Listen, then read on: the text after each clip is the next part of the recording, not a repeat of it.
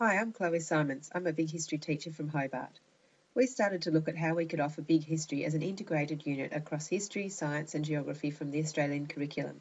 It seemed also that there were some great activities for Unit 10 that linked to the geography curriculum for Year 10. Another reason for doing this is to highlight the importance of the last unit in Big History. It can be easy to miss out on teaching the future because you're rushing to fit everything in and running out of time at the end of the course.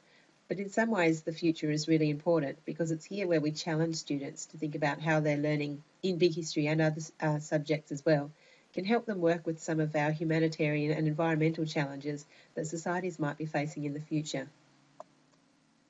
So obviously Big History covers a lot of learning areas from the Australian curriculum, but the ones that we wanted to focus on were environmental change and management and geographies of human wellbeing from the Year 10 curriculum. So our lesson starter was to think of all the ways that humans might become extinct. We then categorised these into things that could potentially wipe out humans altogether or things that would massively impact on the quality of life for humans. Here we sort of pause for a bit to examine how some of the threats to humans are actually occurring around the world now, and this filled out some of the depth studies required by the Australian Curriculum Geography.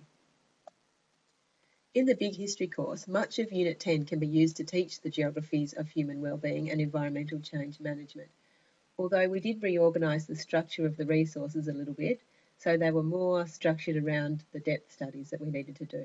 We also had to add in some things from other resources so that students could get an assessment against the Australian curriculum.